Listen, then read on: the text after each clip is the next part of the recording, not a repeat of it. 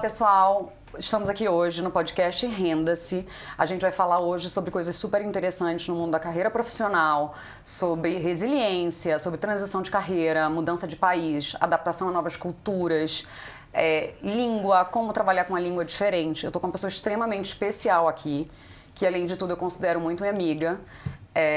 Estou aqui com a Cecília Sanvité. Se é que eu pronunciei corretamente. Até que dessa vez sim, Renda. Gente, é um esforço, porque eu não falo francês. Ela, além de ser super linda, talentosa, mãe de primeira viagem agora, parabéns pelo Arthur. Ainda não conheci, espero conhecer em breve. Vai. E além de tudo isso, gente, ainda consegue ser super simpática, que nesse meio não é uma coisa muito comum. E tem um sotaque mais maravilhoso que vocês vão ouvir. Então, com vocês, acesse hoje aqui comigo. Obrigada por estar aqui. É uma honra. Estou muito feliz.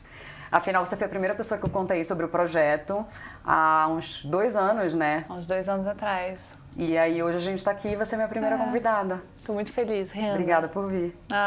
Cécia, eu sempre começo a entrevista perguntando às pessoas como elas chegam aqui hoje. Como você chega aqui hoje? Aqui? Aqui.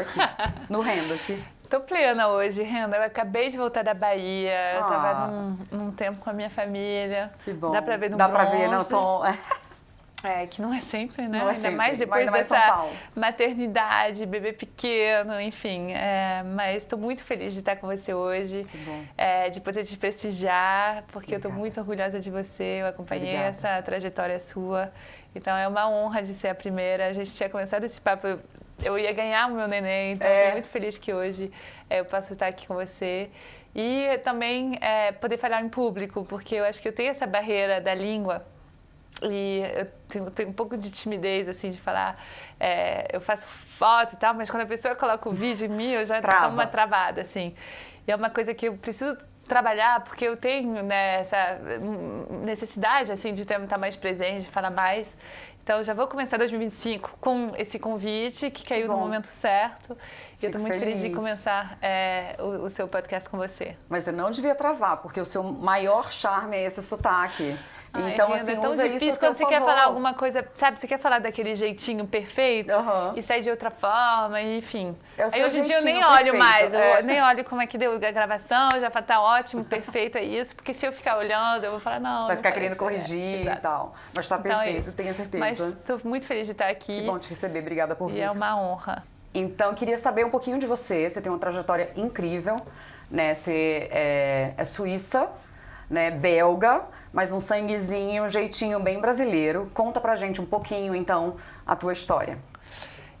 Minha mãe é brasileira, meu pai é belga, mas eu nasci e fui criada na Suíça, em Genebra.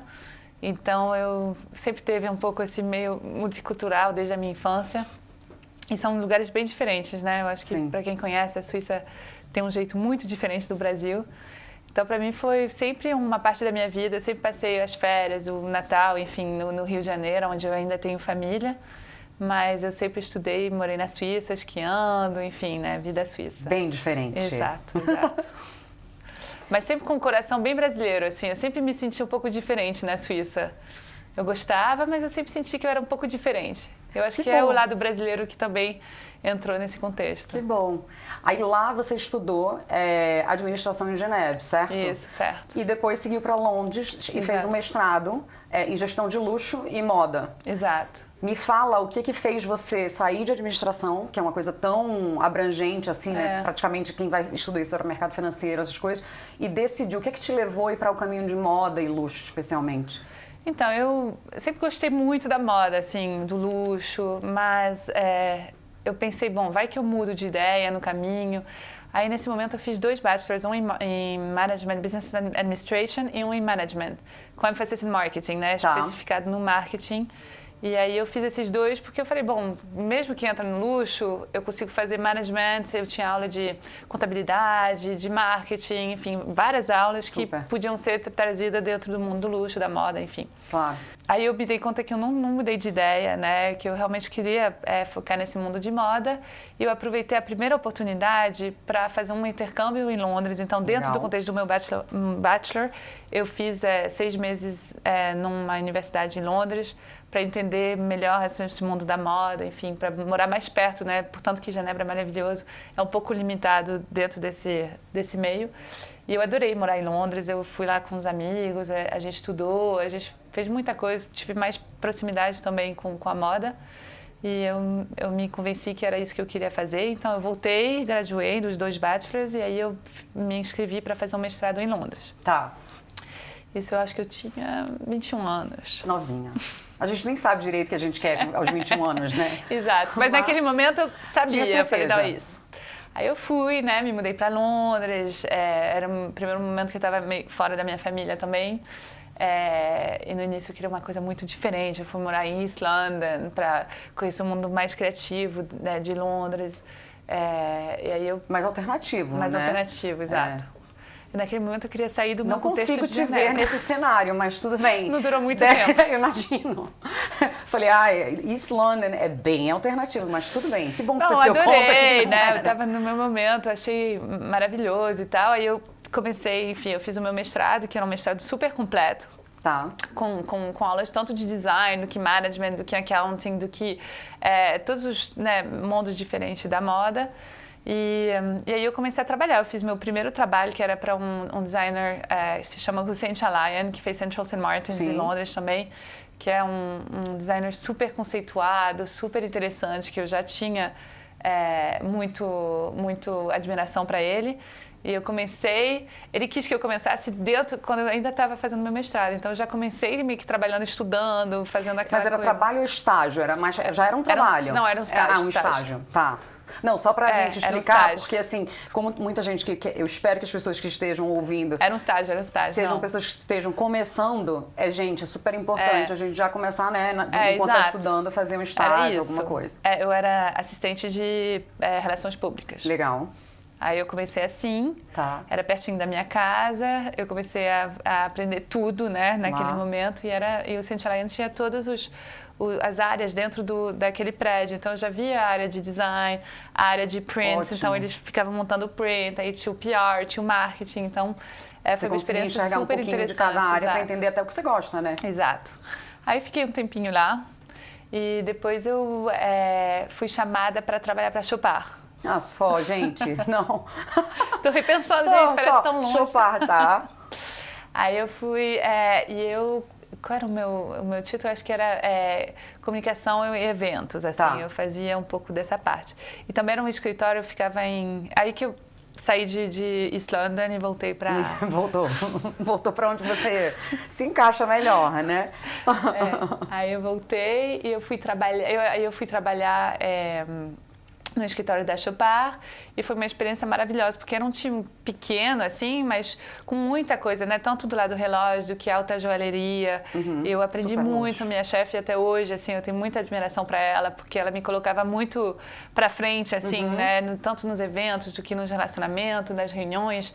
Então... Foi meio que uma mentora para você nesse Foi momento. muito. Que bom. Até hoje, assim, eles todos, têm um lugar muito especial, porque foi aí que eu me entendi mais como profissional, assim. Aí eu fiquei lá um tempo e aí eu conheci uma mulher que hoje em dia faz também parte da minha vida, que chama Ruth, que ela era diretora na Dior há 20 anos. Uau! E por acaso brasileira também. Olha! E aí a gente se conheceu e ela estava procurando alguém para ajudar ela nesse meio de desenvolvimento de clientes, CRM, enfim, nessa área de CRM da Dior. E Dior, gente, né?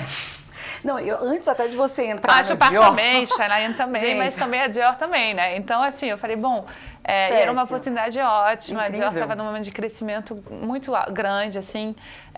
A loja de New Bond Street, que hoje em dia é a flagship, ainda não tinha aberto. Então, era um momento que tinha muita transição, né? E transição, mudanças nesse meio é sempre interessante, assim. De aprender, de oportunidade.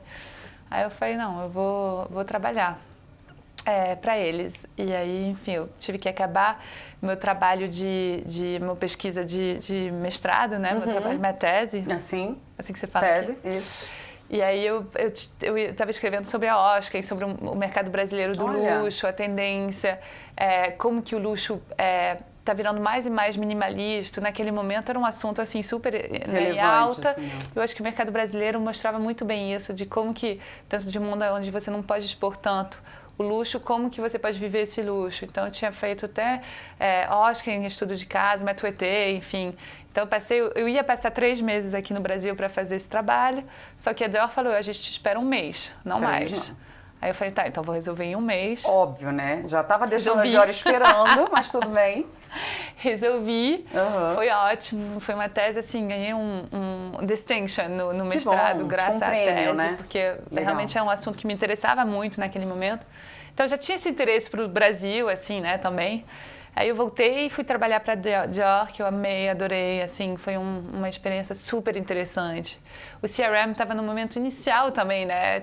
A Dior tinha um programa próprio que eles tinham desenvolvido naquele momento, que te ajudava a entender o cliente, colocava toda a informação sobre o cliente para ser acessível à companhia, como que você pode personalizar as ações que você vai oferecer para o seu cliente.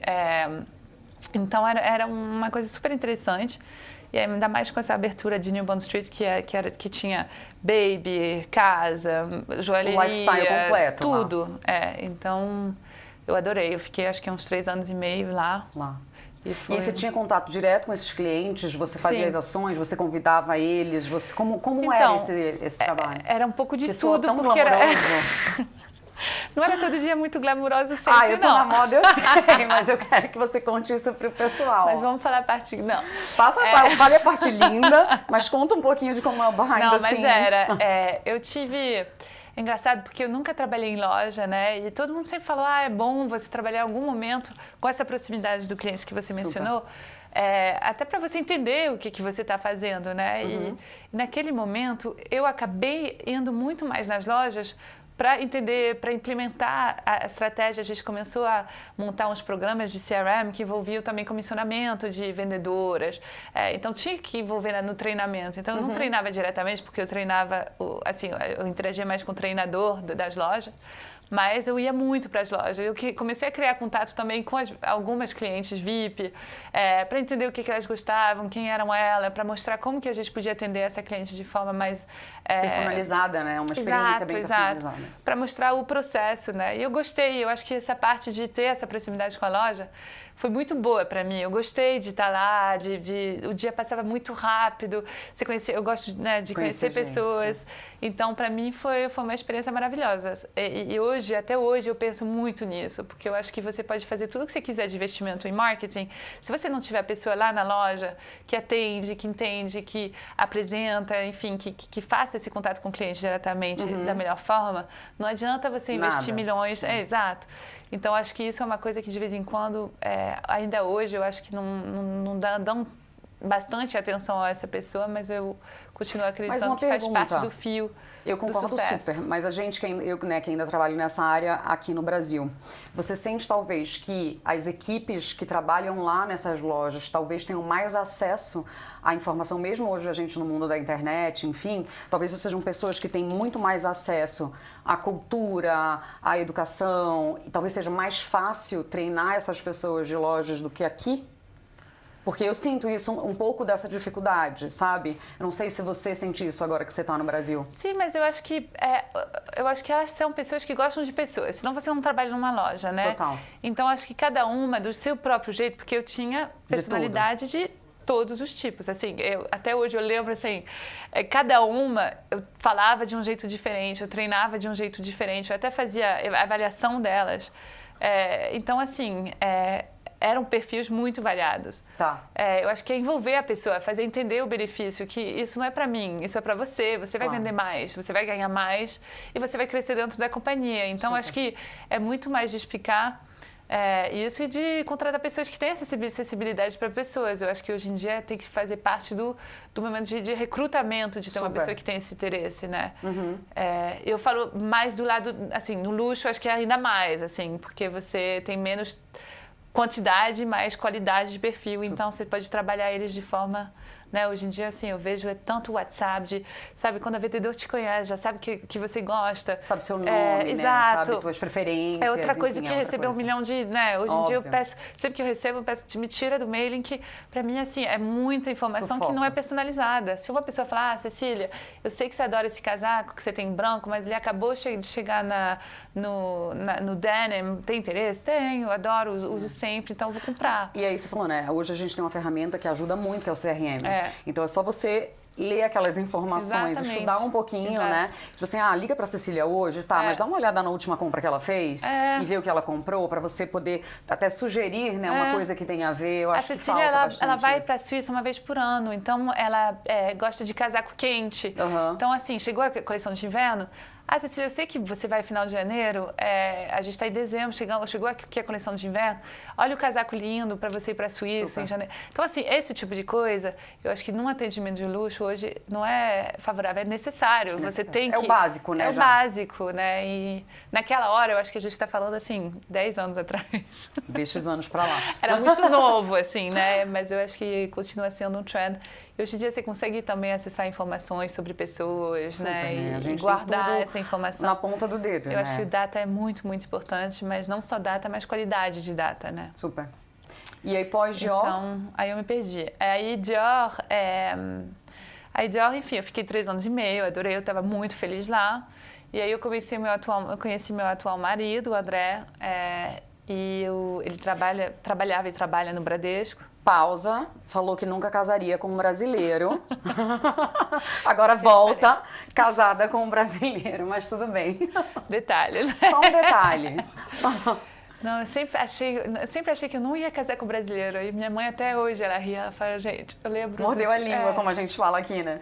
E aí, né, é isso. Aí eu conheci um brasileiro. Tá. E a gente começou a namorar em Londres e tal. Eu estava ainda na Dior e ele, trabalhando para o Bradesco, foi oferecido um lugar em Nova York.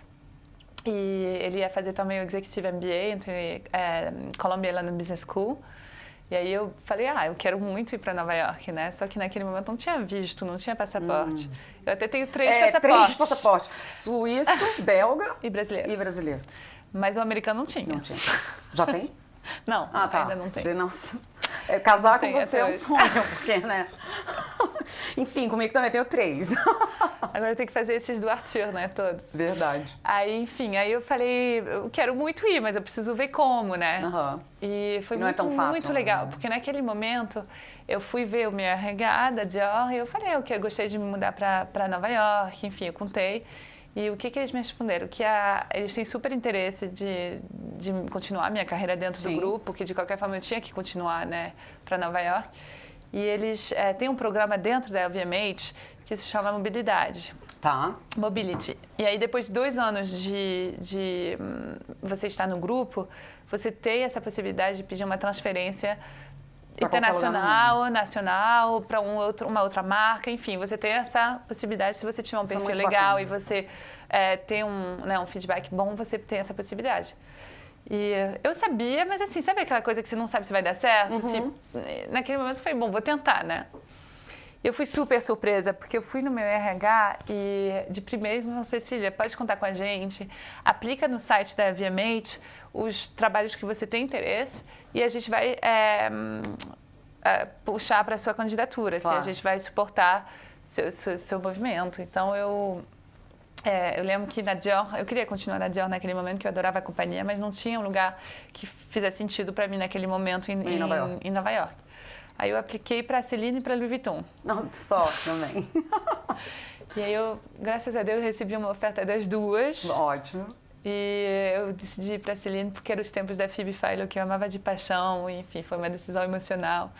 E a Celine era uma marca pequena dentro de um grupo grande, assim, né? Então, eu falei, não, quero ir para a Celine. E foi assim, eu nem fui fazer entrevista pessoalmente, então eu entrei nesse avião, assim, sem saber... Nada. Eu conhecia Nova York, assim, de uma vez que eu tinha ido com minha mãe, eu tinha, 20 anos, 19 anos, e pronto. Então... Foi na cara e na coragem. Que eu acho que isso falta muito às pessoas, porque as pessoas que sabem, por exemplo, que mas eu morei deu um frio fora... na barriga, Renda, vou te dá, falar. óbvio que dá. Você vai para outro país. Eu que a lembrarei língua sempre, não é deu a nesse sua. avião, falando, gente, Que eu tô tipo, tem um fazendo? trabalho.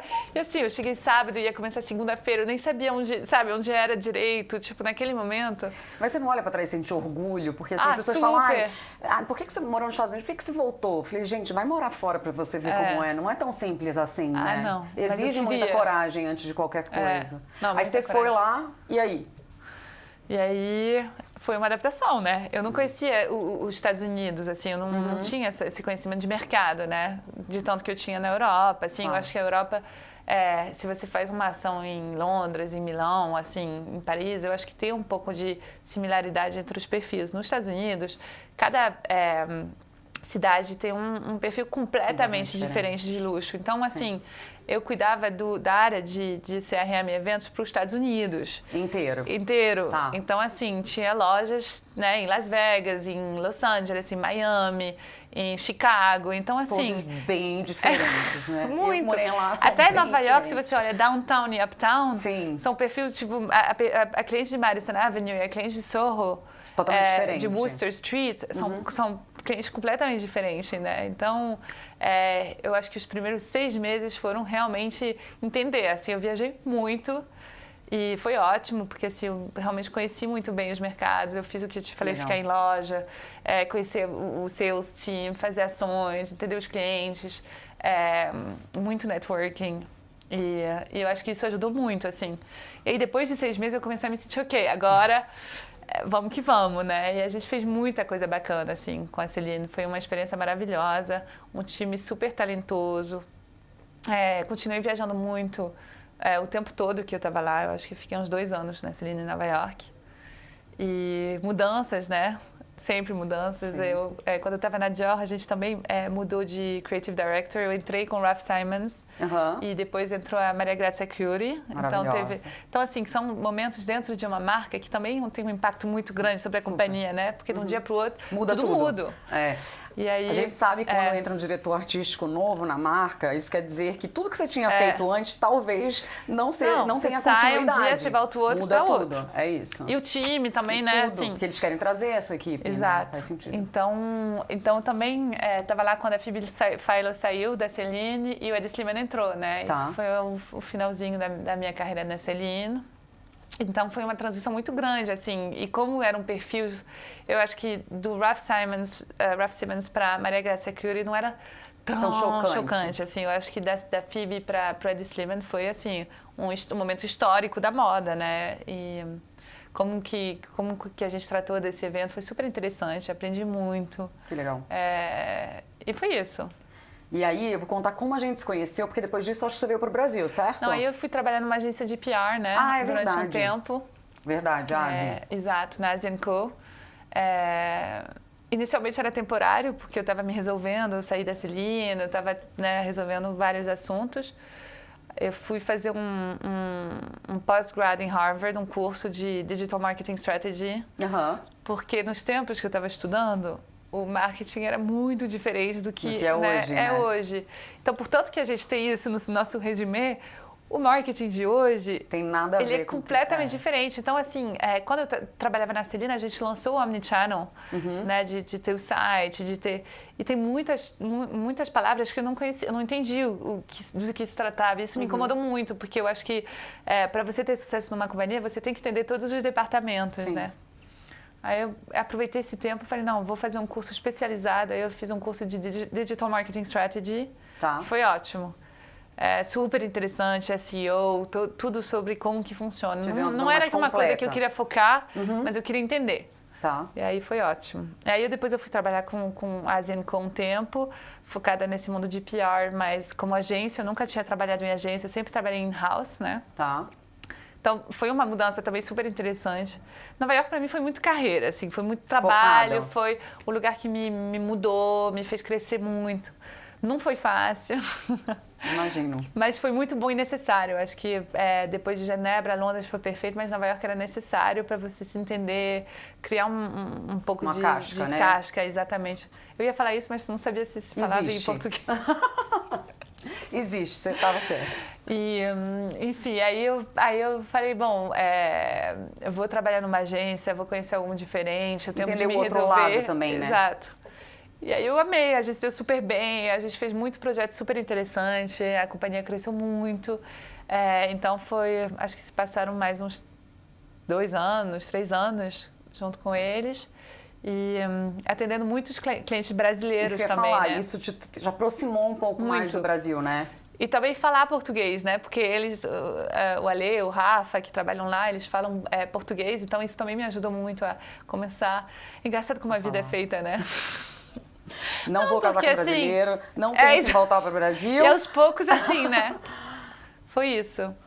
Que legal. E aí, enfim, muito projetos interessantes nos Estados Unidos, alguns focados na marca brasileira, mas não só. Eu sei que tinham outros também, mas também nesse mercado de Exato. luxo, né? Aí eu acho que vale contar como a gente se conheceu. Eu trabalhava numa marca na você época, entrou. foi aí que eu entrei. Aí eu mudei, não, peraí, aí eu mudei pro Brasil. Você não morava aqui ainda? Não morava, não? Não, você não morava. Ah, é? Você morava lá ainda, você estava vindo pra cá. Ah, tá bom. E aí, E aí o Instagram dela era aberto e ela sempre postava e marcava a marca que eu trabalhava, que eu não vou fazer propaganda. Mas eu olhava, porque eu tinha o Instagram, né, e ela marcava a marca. E eu olhava e falava, nossa, que menina linda, pelo amor de Deus, sempre tá com a marca, maravilhosa. E eu vi o nome da empresa que você trabalhava e eu achava que era outra, eu achava que era uma marca brasileira, lembra? Eu confundi Asi com Arezzo. E aí eu falei, gente, ela trabalha aqui, mas mora em Nova York. Não sei, é muito interessante, vou mandar mensagem. E eu te mandei um DM. Eu lembro disso, eu lembro dessa mensagem, né? Sua. E eu falei, Cecília, tipo, eu sou head de marketing na marca X, sei que você adora. E aí? E aí você me convidou para um café, você falou, tô vindo pro Brasil, vamos se conhecer pessoalmente. E aí a gente conheceu. É verdade. A gente passou umas 3 horas conversando. E aí, desde então... E é engraçado porque aqui. o meu perfil no Instagram sempre foi fechado, né? Porque como eu trabalhava in-house para marcas grandes, você tem muito esse contato com o cliente final. Então, é muito restrito que você pode postar, usar, vestir. Então, nessa questão toda, eu sempre fiquei com o perfil Instagram 0, assim, fechadíssimo. Então, toda a área de Instagram, etc., eu sempre fiquei muito low-key. Eu abri quando eu trabalhava com a Asian Cook. Enfim, todo mundo me falou, abre. Eu lembro do dia que falei, tá bom, vou abrir. Vou abrir. E aí eu entrei. Super recente, né? E aí eu entrei. E aí você foi, né, bem no início, assim, disso. E, de fato, eu só usava a marca que eu gostava e que eu ainda gosto. E foi aí que a gente entrou em contato. Ela tá na marca até hoje também. Bom. Não, tudo bem, imagina. Tá, e aí com isso... Depois da Asi, o que fez você voltar para o Brasil? Como é que aconteceu essa mudança? A gente, na verdade, ia mudar muito antes, né? Tá. O plano era da gente casar em 2020 e de mudar para o Brasil, tipo, já porque o André, né, o Bradesco, chamou ele de volta e eu também queria... Eu sempre pensei, em algum momento eu gostaria de morar no Brasil pelo menos uns 2 anos, assim. 2, né? Já passaram. 3 agora, já Gente, faz. nunca fale nunca. Mas eu sempre pensei conhecer, sabe? Porque todo mundo falava, Cecília, você gosta do Brasil, mas você não sabe o que é morar no Brasil. É diferente. Isso ficava na minha cabeça, eu falava, gente, mas então o que é morar no Brasil? Então eu sempre pensei, mas sabe essas coisas que você joga pro universo? Aí, enfim, aí o André me falou, o Bradesco quer que eu volto para o Brasil. Então, eu falei, vamos embora. Eu amava Nova York, estava muito feliz lá, mas eu também, não sei, eu tenho um ciclo de 5 anos até agora. Eu fiquei 5 anos em Londres, 5 anos em Nova York. Vamos ver agora quanto tempo a gente fica aqui no Brasil. Mas eu lembro também que, enfim, o brasileiro de fora fala muito mal do Brasil, né? Então, muita gente falava, Cecília, pra quê? O que você vai fazer no Brasil? Você, em São Paulo? Até hoje devem te perguntar porque você voltou, né? Porque Hoje, pra mim, e naquele sempre. momento, como eu não conhecia São Paulo, né? Eu conhecia o Rio, mas eu não conhecia São Paulo. Eu lembro que eu fui, assim, com uma expectativa muito baixa de São Paulo. Eu falei, bom, eu lembro de ter falado pro André, vou ficar 2 anos. Ele, tá bom, Cecília, vamos ficar 2 anos. Já faz 3. Eu não tô com nenhuma vontade de ir embora pra já. Exato. E aí, enfim, aí eu cheguei aqui e eu amei o Brasil. Eu acho que eu também esperava uma coisa tão ruim. Não sei, me dei muito bem em São Paulo. Atrasou isso tudo por causa da pandemia, né, que eu tava contando. A gente acabou ficando muito mais tempo, porque tudo parou e a gente morava em Nova York naquele momento. Então, fechou tudo, né? Fechou tudo. Mas aí passou um pouco, né, a pandemia, no final de 2021 a gente se mudou para cá. E eu gostei muito de São Paulo. É uma cidade que eu achei que tem uma pegada um pouco de Nova York, de Londres. Óbvio que é do jeito brasileiro, mas eu acho que é muito mais internacional do que eu esperava, assim. Eu acho assim, eu também morei em vários lugares diferentes, nunca tinha morado no Brasil para trabalhar, né, para a vida profissional. E aqui tem aquela coisa do jeitinho brasileiro, que lá fora isso não existe, né? A gente morou nos Estados Unidos e na Europa, não existe isso. Então, na sua volta para cá e começar a trabalhar no mercado brasileiro, como foi essa adaptação? O que você sentiu? Qual foi o teu maior desafio mesmo nessa transição mesmo de culturas, mais do que nada? Assim, eu te falei que eu não me sentia suíça na Suíça, eu também não me sinto brasileira no Brasil, né? Tá. Eu acho que né, quando você tem essa meio que mistura, e tudo bem, não é uma coisa que me incomoda, eu até gosto, assim, eu pego o melhor que eu gosto de cada lugar, mas eu me senti primeiro que eu me senti muito bem-vinda, assim, em São Paulo, me senti muito aconchegada naquele momento, que é uma coisa difícil, eu já tinha mais de 30 anos, com carreira feita, não é assim, né, quando você tem, sei lá, 20 anos, você está tá se na criando... escola ou na faculdade, né? Exato, você não tem um meio assim, vou Super. conhecer gente daquele jeito, né? Então, você tem que se recriar, assim, amizades próximas, networking, tudo, né? Quem é você naquele momento, assim? Então, foi um desafio, assim, eu falei, será que vai dar certo para mim no Brasil? Eu estava num momento muito bom da minha carreira em Nova York. Mas eu falei, se é uma hora que é boa para ir para o Brasil, agora. A gente também, né, minha avó, os pais do André, assim, a gente tinha uma vontade também de estar mais perto. Então, a gente resolveu vir. E o mundo profissional, eu acho que eu conhecia mais Rio do que São Paulo. Eu me impressionei como São Paulo... Assim, eu adoro o Rio, mas eu acho que o São Paulo tem uma pegada muito work, assim, as pessoas trabalham. É bem diferente. Né? Não é aquela coisa, vou ver depois, etc. Até acontece, mas assim, eu achei que as pessoas são muito mais focadas do que eu imaginava. E muita coisa acontece, né? Tudo acontece assim, é uma agenda intensa, sempre tem alguma coisa acontecendo. Eu achava que ia ser muito mais parado, assim. Agora, a adaptação sempre. Mas eu acho que a adaptação ela é necessária hoje em dia no mundo do trabalho. Acho que é uma coisa que você tem que aprender, porque tem que adaptar, óbvio, de um país para o outro, mas de qualquer forma você tem que adaptar dentro da empresa a pessoas, a momentos, a situações que você não tem controle, né? Então, acho que é muito importante você, de vez em quando, também se tirar daquela zona de conforto e se jogar para uma coisa completamente nova. Então, acho que eu me adaptei um pouco também. Nova York é muito rígido. Aí aqui você entende que, de repente, as coisas são mais informais de vez em quando, mas se acontece, se você consegue fazer acontecer, para mim tá tudo bem também. Eu acho que é muito mais pessoal, acho que business more personal. Sabe? Aqui tudo é muito pessoal, né? Não é tão... De que lá as pessoas são muito mais black and white, exato. Né? Todo mundo é mais direto e objetivo e assertivo. E aqui é mais aquela coisa da amizade, do relacionamento, digamos assim, né? E isso é uma coisa que me fascina em você, porque eu acho que em tão pouco tempo, e sem nunca ter vindo a São Paulo, você construiu, né, além de amizades, um networking super forte.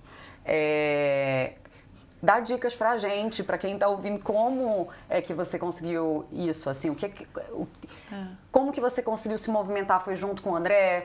Como que você acha que dá para construir esse network, começar um networking, sabe? Eu acho que inicia da sua própria vontade, assim, eu acho que você tem que querer gostar de gente, né? Eu gosto muito de gente, não todo mundo. Não vamos exagerar, né? Não vamos exagerar também, não, mas eu gosto de gente, assim, eu me interesso nas pessoas, eu acho que eu gosto de conhecer uma pessoa nova, eu gosto de conversar sobre assuntos com pessoas que, de repente, você nem conhece tanto, mas... Que nem a gente, né? A gente se encontrou por um assunto específico, mas a gente foi conversando, entendendo o seu momento. E a vida, né, vai te trazendo e outros momentos com essa mesma pessoa. Então, é muito interessante de você sempre ir um pouco além, né, nas conversas.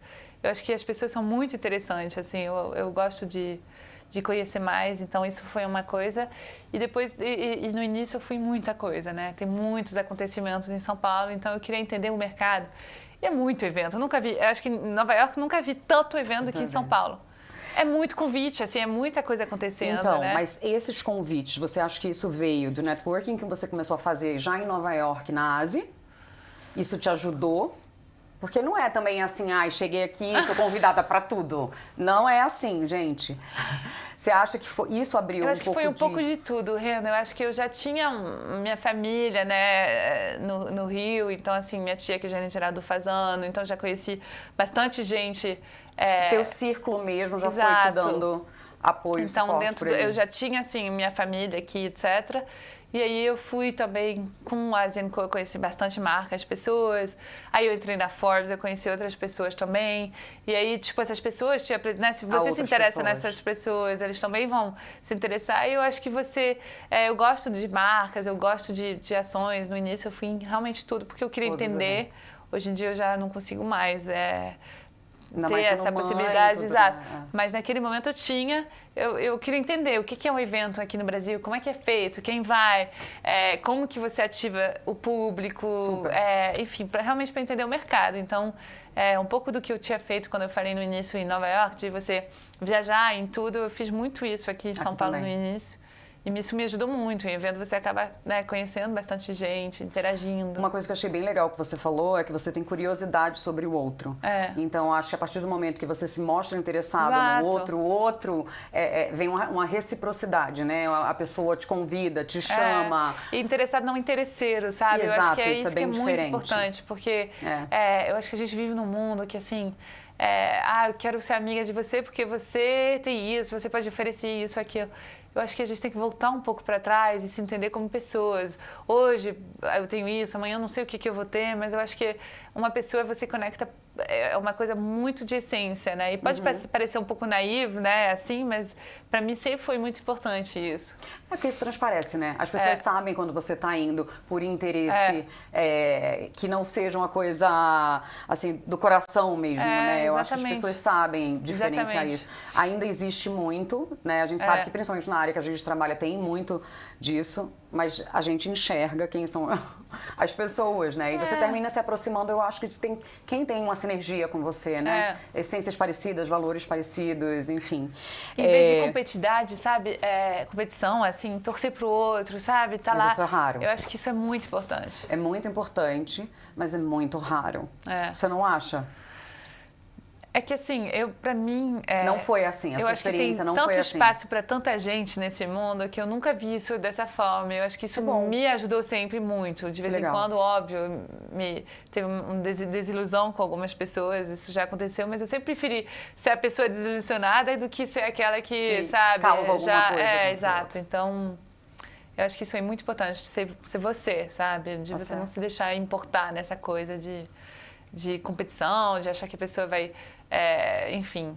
querer seu lugar, alguma coisa assim. Gente, a gente deu uma pequena pausa, porque como aqui eu preciso que as pessoas se rendam ao bate-papo, literalmente rendam-se a mim, que sou a renda, a gente parou para um vinhozinho, para dar uma relaxada e a gente continuar. Então, voltando ao assunto e à pergunta... Água virou vinho. Água virou vinho.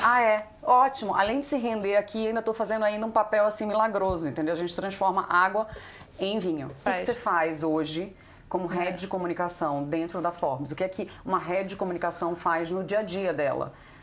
Qual o papel que você desempenha lá dentro? Então, a Forbes é uma marca global, né? Então, no Brasil, a ideia principal é de crescer e proteger a imagem da Forbes e alinhar os padrões globais da Forbes. O Antônio Camarote, que é o CEO e publisher da Forbes, ele tem uma visão muito boa do futuro, assim. Eu acho que ele é muito avançado em tudo que ele faz. Então, ele sempre é visionário, exatamente, em pensar fora da caixa, em pensar em como que ele pode reorganizar as verticais dentro da Forbes, pensar em produtos novos, né? Tanto de revista, do que projetos, podcasts, eventos. Então, a gente tem um cotidiano, assim, uma agenda bem interessante. Então, cada dia muda muito. E a Forbes traz essa visibilidade de mundos completamente diferentes, mas pessoas muito, muito relevantes para falar com um público variado, né? Então, por exemplo, vertical de agro. Quando eu entrei na Forbes, eu não fazia ideia do que era o mundo de agro brasileiro. Hoje, não vou falar que eu sou uma experta, mas eu conheço muito pessoas, assuntos, eu fiz viagens. Então, não só para o público de agro ler, mas para o público geral poder entender melhor sobre o mundo de agro, que não é, de repente, um assunto que sai na leitura diária da pessoa, nas conversas diárias da pessoa. Então, a Forbes, eu acho que ela te traz um conhecimento mais global do Brasil e dos Brasils, né? Porque o Brasil é muito grande, assim, eu não fazia ideia disso. Vasto, não é São Paulo, Rio de Janeiro.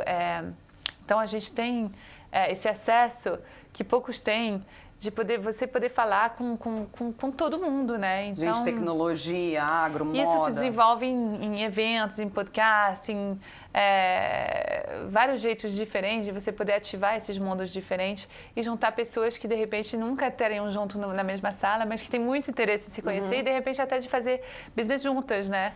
Isso acontece nos eventos de networking que vocês fazem, né? Bastante. Muito bacana. Uma coisa que eu acho muito legal, eu admiro muito na Forbes, aqui do Brasil especialmente, é que é a forma que ela enaltece os executivos e empreendedores brasileiros, sabe? Que fala de cada um, da trajetória de cada um, especialmente hoje das mulheres, né? Tipo, tantas CEOs incríveis, tanta coisa incrível, conta a história, eu acho isso muito bacana. Inspira, né? Inspira as pessoas. E a Forbes, ela é sempre positiva e propositiva, então, assim, é uma ferramenta que sempre fala bem, que fala sobre sucesso. É positiva, é isso que você falou. É para trazer as pessoas para cima, não é uma revista que, enfim, que denigre as pessoas, né? Isso muito é muito importante. Eu acho que a gente precisa ser inspirado, a gente precisa ser motivado. Eu acho que a Forbes traz muito disso. E aí a gente cuida também da parte de imprensa, dos projetos. A gente tem um time de editores, a gente tem um time de comercial, a gente tem um time de redes sociais, a gente tem vários times diferentes. Então a gente junta, especialmente a nossa área de comunicação, ela é a área que eu acho que comunica mais com todos os departamentos dentro da Forbes. Então, muitas vezes o projeto, a gente pega o projeto, monta o projeto e depois repensa com cada departamento como que a gente vai digerir e montar esse projeto juntos. Então, a gente faz bastante disso. E sempre pensar parcerias, reuniões, networking, e realmente trabalhar essa imagem da Forbes, que hoje em dia é muito grande no Brasil. Eu particularmente acho que desde que ela entrou, mudou muita coisa e melhorou muita coisa. Então, isso é porque você é minha amiga, fica a dica. Né, não, sou amiga, mas não sou boba. Não falaria isso se não achasse verdade. Eu tenho a chance de trabalhar com pessoas que realmente estão pra frente, sabe? Que bom. Tanto assim, Antônio Camarote, como a Donata, são pessoas que topam, que querem fazer algo diferente. Muito então, legal. A gente sempre se diverte nas reuniões, a gente pensa fora da caixa, a gente tenta fazer diferente e como eu falei, sempre para frente. Então, acho que isso que está dando muito certo, assim, é uma aventura que tem crescido muito. Bom, eu sempre falo para minhas equipes, né, nos trabalhos, a gente passa muito mais tempo no trabalho, no escritório, do que em casa, né? E assim, a gente que tem família que mora fora, por exemplo, né? A maior parte do tempo a gente está no trabalho. Se não for legal, se não for divertido, se não for para te levar para frente, por mais que a gente precise muitas vezes trabalhar, não vale a pena, né? Tem que ser uma coisa que te leva para frente. Agora, saindo um pouco dessa parte de carreira e indo um pouco para essa parte do pessoal, do equilíbrio, eu sempre trago pessoas aqui que fazem esporte, que têm alguma disciplina. Eu acredito muito que o esporte ajuda em várias áreas da vida. Então, eu sei que você treina, assim, rigorosamente todos os dias, que até na pandemia começou pelo Instagram e até hoje você continua. Como que o esporte... eu faço por vídeo, né? Exato, então, FaceTime, porque ele está no Rio, ela está em São Paulo. Quando você vai para o Rio, você faz com ele. Eu acho isso incrível. Como que essa disciplina do esporte te ajuda no dia a dia? Assim, é uma coisa que eu preciso melhorar, mas eu não sei meditar. Eu te ajudo. Então... Ninguém acredita que eu medito, porque eu sou muito... Eu ia falar isso. Ansiosa e nervosinha. Não é que eu não sei, mas eu acho que eu preciso focar, não sei. Eu nunca meditei, uma coisa que eu preciso trabalhar. Vai te ajudar. Mas eu acho que o esporte, ela me levou para um lugar de meditação própria, que me ajudou muito, assim. Óbvio que tem uma questão física, que eu... quando eu comecei, assim... Eu não conseguia dar conta de fazer aulas para cima, para baixo em Nova York. Então, eu comecei a malhar em casa, que é uma coisa que eu nunca tinha feito, mas eu ia casar nesse ano, era pandemia, estava tudo fechado. Então, eu já tinha o meu personal que eu gostava, mas eu fazia só com ele quando eu ia para o Rio. Aí eu falei, por favor, Diogo, me ajuda, vamos treinar. E aí a gente começou e eu sempre falei, não consigo malhar em casa. Sabe essas coisas assim? Sempre tem uma desculpa, né? E aí eu comecei a malhar em casa e deu super certo. Eu tinha um apartamento minúsculo em Nova York, acho que fazia, sei lá, meu apartamento tinha Não tem desculpa, gente. 50 metros quadrados. Eu malhava onde dava e foi isso. E eu falei, não vou casar mal, sabe? No meu corpo, etc., com tudo fechado. Aí acabou que o casamento foi adiado bastante, mas ele ficou. Meu personal, nunca troquei, eu só dei uma pausa agora no final da gestação e no início porque não tinha como. Mas agora... É bom que você pergunta isso agora, porque agora eu voltei. Agora vai ter que voltar. E você falou pra mim hoje até que você gosta muito de correr, né? Que pra você é meio uma forma de meditação. Isso eu ainda não voltei 100%, mas eu adoro correr. A corrida me traz uma paz interna, assim, um momento de ninguém pode, sabe, não vou receber mensagem, não vou, assim, eu coloco música que eu gosto. Uma pausa, né? É uma pausa minha. Eu adoro correr. Em São Paulo, assim, ainda vai acordar. Você tem que ai. Eu adorava ir pro Hudson, aí eu ficava correndo, tipo, do Chique, lado, né, de gente? manhã. Ela vai correr no Hudson. Tudo bem. Eu adorava. Você corria onde? Não corria ainda, tá, quer dizer... Mas em Londres eu corria no Hyde Park e no Regent's Park. Tá vendo? Agora vai pro Ibira. Mas agora eu vou pro Ibirapuera. O problema é quando tem muita gente no sábado, aí fica mais difícil. Mas enfim, corrida é uma coisa que eu gosto muito. Agora eu ainda estava amamentando, etc. Então não conseguia correr tão bem. Mas eu pretendo voltar logo. Boa. Eu ia te perguntar, para lidar... Hoje a gente fala muito de saúde mental, né? Do emocional. As pessoas ainda têm um certo tabu e têm um medo de falar sobre isso. Você faz algum tipo de terapia? Você faz algum tipo de coaching? Alguma coisa que te ajuda a ter esse equilíbrio, encontrar esse equilíbrio entre a vida profissional, agora mãe, casada? São tantos papéis que a gente tem que ter hoje, né? Que antigamente era assim, você era mãe, dona de casa. Hoje a gente tem que ser tudo e mais, porque sempre surge uma coisa nova. Que meios você procura para te achar e te ajudar a equilibrar tudo isso? Então, foi muito difícil, especialmente no momento da minha mudança, assim. Eu acho que naquele momento, sabe, assim, eu não sabia se eu ia trocar de país, de trabalho, enfim. Acabei trocando em um ano. Tudo. Troquei de país, de trabalho, casei. Então, assim, eu acabei o ano, assim, eu falei, gente... Então, antes disso, eu já tinha começado um programa de coaching com um coach profissional, executivo, que acabou sendo... Não, um coach executivo acaba sendo um pouco de coach de vida, porque eu acho que seu lado profissional, ele é uma reflexão de quem você é, né, daquele momento. Eu acho que se você é uma pessoa infeliz que não consegue lidar com o seu tempo, você não tem como você ser um bom profissional. Então, acho que ele te ajuda como um todo, assim. Eu acabei falando sobre muitos assuntos pessoais, ele me ajudou também muito com isso. Então, isso foi um processo necessário na minha adaptação, tanto de São Paulo, profissional, pessoal, acho que lidar com tudo, assim, porque naquele momento eu nem sabia direito como que o mercado funcionava, né? Então, esse é o... E me fazia bem de falar de mim durante 1h30, sabe? Eu acho que é muito raro de você ter alguém que vai te escutar e você falar sobre tudo que você quer falar durante 1h30. Faz bem, né? Faz de bem. você se dedicar também. esse tempo para você. Isso. E de vez em quando eu ia despreparada, mas você vê que saem umas coisas que você nem sabia que você estava pensando e de você se entender, né? Então, essa era a minha terapia, assim. Eu não tenho feito outro tipo de terapia. Eu sei que é necessário, que é muito bom, mas é uma coisa que, por enquanto, eu não tenho feito. Mas já tem aí o coach. E agora você, como nesse papel novo que é de mãe, não sou mãe, mas eu imagino que seja uma coisa muito maravilhosa. O Arthur é a coisa mais linda. Gente, ele é um bebê alto, ele é grande também. A mãe é enorme, o pai também é alto. Como é isso de ser mãe? O que mudou pra você? É tudo. Tudo, né? Tudo e não tudo, assim, a minha vida mudou completamente, mas você guarda a sua essência, né? Eu acho que isso é o mais interessante de você continuar. Eu acho que tem uns meses aí que realmente, agora você está me falando comigo, ele fez mais de 6 meses, eu acho que os 6 meses muda muito. Aí eu comecei a consegui voltar a trabalhar, organizar a rotina da casa, voltar a malhar. Eu acho que aí, né, eu tive uma licença de 4 meses, que para mim foi necessária. Para me entender nesse contexto novo. A minha família morando fora também foi difícil, né? Porque é um momento, né, que você, querendo ou não, assim, óbvio, minha mãe veio visitar 3 semanas, meu pai veio me visitar, mas assim, no dia a dia faz falta. Então me organizar com tudo, assim, né? Porque é uma estrutura de casa nova. Tanto eu do que o André, a gente viaja muito, a gente sai muito, a gente tinha muito evento, então do dia pro outro, para tudo e você... Se dedica só.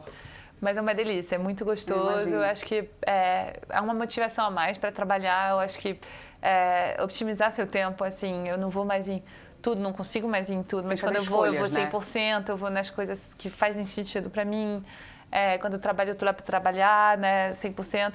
E você trabalha essa questão de querer dar orgulho para ele também, né, de você não estar com ele o tempo todo, porque você tem que trabalhar para poder providenciar uma vida boa para ele. Então, acho que o ciclo é esse. É muito difícil, né? A gente se cobra muito.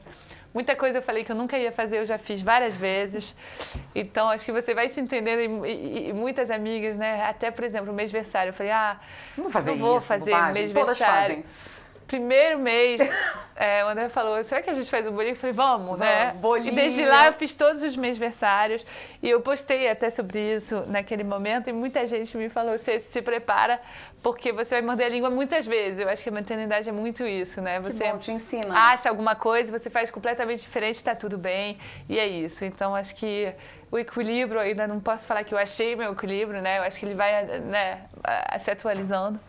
Mas é uma experiência muito gostosa, assim, eu tenho adorado. Fico muito feliz com isso. A gente está chegando à conclusão aqui, gente, da entrevista, infelizmente, mas como a Ceci falou, não do vinho, a gente vai continuar no vinho. Mas uma coisa que eu acho super importante, que eu quis começar o podcast mesmo com o intuito de ajudar pessoas que estão começando na carreira mesmo a se desenvolverem, a entenderem o que elas gostam, a terem insights do que elas estão ouvindo, né, de como começar, enfim. Então, hoje, se você pudesse dar um conselho para a geração atual, que é muito diferente da nossa, né, tudo para eles eu tenho a sensação de que é tudo muito rápido, é tudo para hoje, é tudo... sabe, tudo muito imediato. E as coisas não são assim, né? Se você tivesse que dar um conselho para eles hoje, qual seria? Se aventura. Segue sua intuição sempre, mas se aventura. Se você sente que é uma decisão meio louca, né? Será que... Porque nunca me arrependi de ter feito nada que eu fiz. E de vez em quando, assim, foi decisões muito difíceis, assim, emocionalmente. Mas essa intuição é seu melhor aliado. Então, acho que a aventura é necessária dentro do contexto da intuição sempre.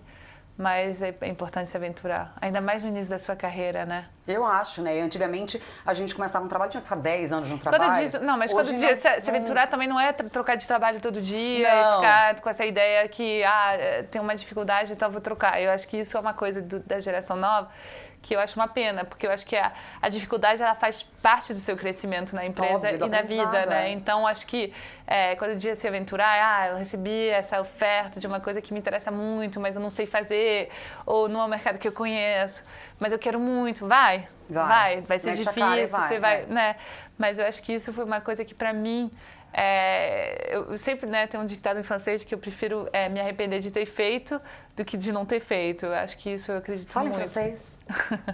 Mieux vaut avoir des remords que des regrets. Não entendi nada, mas eu acho lindo. Eu acho muito lindo. Eu acabei de colocar a mão no microfone. E aí, para finalizar, infelizmente, eu te perguntei como você chegou aqui. Como você sai do Renda-se hoje? Eu adorei. Eu ficaria aqui mais horas. Vamos. A gente podia continuar. A gente pode fazer sessão 2, volume 2, episódio 2, a continuidade. To be continued. To be continued. É isso aí. Gente, a gente chegou ao final, infelizmente. Para finalizar, o vinho a gente vai terminar depois. Vai ter continuidade. Mas para terminar aqui com vocês hoje... eu sempre termino a entrevista com um presentinho, que é um livro que foi importante na minha vida, que me ajudou muito na minha vida. Então, eu espero que te ajude também. É apenas um mimo. Até o sticker Renda-se. da Renda-se. Tudo Posso abrir personalizado. agora? Pode abrir agora. Eu espero que te ajude. Eu nunca sei se nas boas maneiras abrir o presente na hora ou guardar e depois abrir. Em cada país é diferente. No Brasil a gente abre na hora. Ai, adorei. Ser bom não é ser bonzinho. Acho que é muito pra mim também. Viu? É muito legal esse livro. É de um autor brasileiro, Cláudio Tebas. É bem interessante. Eu espero que você goste. Adorei. Que bom. Muito obrigada, Rena. Já estou olhando aqui. Obrigada Adorei estar com você hoje. Muito obrigada pelo convite. E vamos fazer uma sessão 2. Vai ser o episódio 2. To be continued. Exato. Cheers, my Cheers. love. To you. To you too.